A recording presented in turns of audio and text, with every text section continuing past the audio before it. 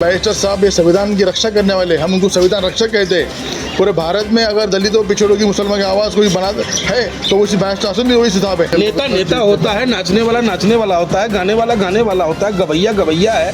अब गवैया से आप कहिएगा कि तू खाना बना दे, कहाँ बना देगा? मुसलमानों की आवाज़ उठाते, ये मैंने तो नहीं देखा सिर्फ मुसलमान की आवाज़ उठाते। जब बैरिस्टर साहब जब संसद में बोलते तो दलितों की आवाज़ भी उठाते, हिंदुओं की आवाज़ भी उठाते। अपना बाप के यहाँ से पैसा देगा। 2 लाख करोड़ का बजट है बिहार में और 8 लाख करोड़ कहाँ से लाएगा?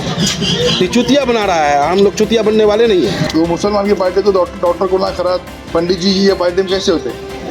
ये पार्टी सब लोगों की पार्टी है, भारतीय लोग सब जो भारतवासी है ये सबकी पार्टी है और सब विचारधारा को चलने वाली पार्टी। अगला चुनाव वो जीत ही नहीं सकते पूर्णिया से भैया।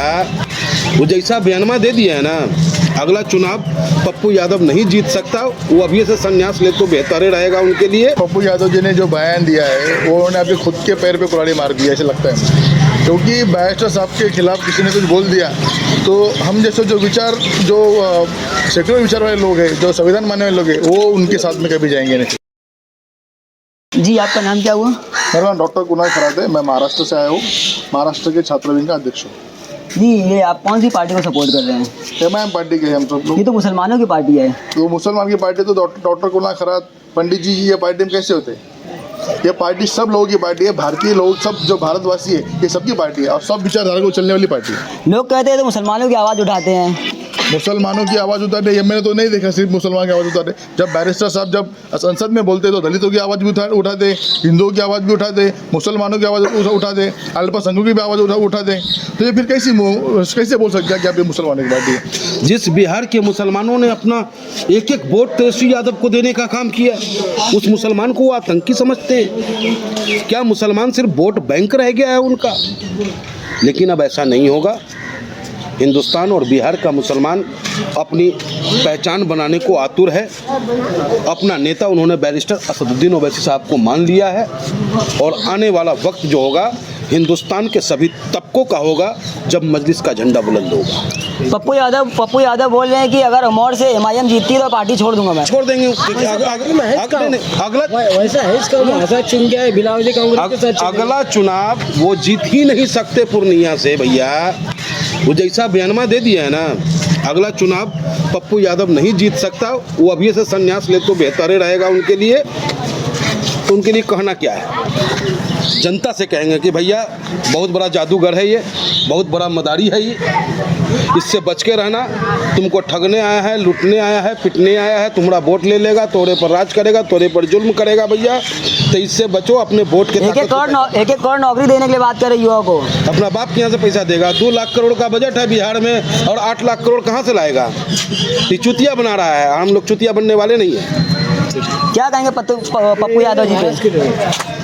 पप्पू यादव जी ने जो बयान दिया है वो उन्होंने अपने खुद के पैर पे कुल्हाड़ी मार दिया ऐसे लगता है, क्योंकि बैरिस्टर साहब के खिलाफ किसी ने कुछ बोल दिया तो हम जैसे जो सेक्युलर विचार वाले लोग हैं, जो संविधान मानने वाले लोग हैं, वो उनके साथ में कभी जाएंगे नहीं, क्योंकि बैरिस्टर साहब ये संविधान की रक्षा करने वाले, हम उनको संविधान रक्षक कहते हैं। पूरे भारत में अगर दलितों पिछड़ों की मुसलमान की आवाज़ कोई बना है तो उसी बैरिस्टर शासन भी वही हिसाब है। तो उनके खिलाफ ऐसी बयानबाजी करके राहुल गांधी भी तो आवाज़ उठाते हैं। आवाज़ उठाती तो उनके पार्टी के लिए आवाज़ उठा, उन्होंने उठाया। बाकी आवाज़ बताइए मुझे। अभी जब आरक्षण की बात आती है, जब अल्पसंख्यकों की बात आती है, जब कोई NRC SCA की बात आती है तो कहा थी ये? मुझे नहीं पता, कि मैंने नहीं देखा उनको बात करते। उनकी पार्टी के लोग थे, इमरान प्रतापगढ़ी थे, कई लोग थे। पोपट पंछी को खड़ा करके कुछ बोलने लगा है तो वो नहीं होता। विचारधारा की पे बात करने नेता होता है, नाचने वाला होता है, गाने वाला होता है, गवैया है। अब गवैया से आप कहिएगा कि तू खाना बना दे, कहाँ बना देगा? तो बड़ा दिक्कत है। आप लोग समझिए बात को, जनता को भी समझाइए। चाचा जी से मिलिए। जी, क्या चल रहा है यहाँ एमआईएम पार्टी का? एमआईएम पार्टी बहुत अच्छी स्थिति में है इस विधानसभा क्षेत्र में, और हम समझते हैं कि बिहार क्या पूरे देश का नज़र है इस क्षेत्र पर, और ये हॉट सीट इसको माना जा रहा है। हमारे उम्मीदवार जो हैं, चाहे जितने भी यहाँ प्रतिद्वंदी हैं, बीजेपी के हों, आरजेडी के हों या जनता पार्टी के हों, सबसे अच्छे हैं और पढ़े लिखे लोग हैं। किसी भी बात का तर्क से जवाब देते हैं और उनमें एक खासियत है कि जो हमारे क्षेत्र के लोग हैं जो हमारे पक्ष के मतदाता हैं, वो शुरू से आज से नहीं बल्कि जब से लोकसभा के चुनाव यहाँ से लड़े उस समय से कभी भी किसी भी समय कोई हमारा मतदाता कोई कार्यकर्ता उनको फोन करता है कि सर नेताजी ये बात है, इस तरह की समस्या है, तो निश्चित रूप से उसको दूर करने का प्रयास करते हैं। और जहाँ तक होता है रात में भी अगर कोई कार्यकर्ता फोन किया आधा रात में रिसीव करते हैं और उस समस्या का निराकरण का प्रयास भी करते हैं।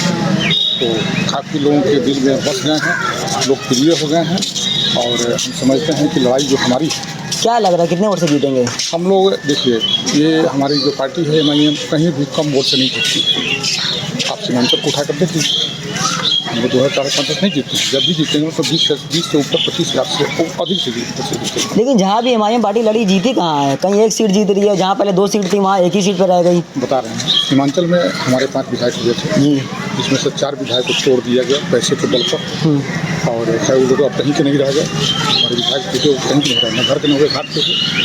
तो क्षेत्र में जाने के बाद भी पब्लिक उनका क्या उपाय कर रही है, क्या उनका हर्ष हो रहा है, तो पूरा देश देख रहा है, पूरा बिहार देख रहा है। तो उन लोगों की बात छोड़िए और हम समझते हैं कि इस चुनाव में कम से कम निश्चित रूप से हम लोग 20 से 25 सीटों जीतेंगे।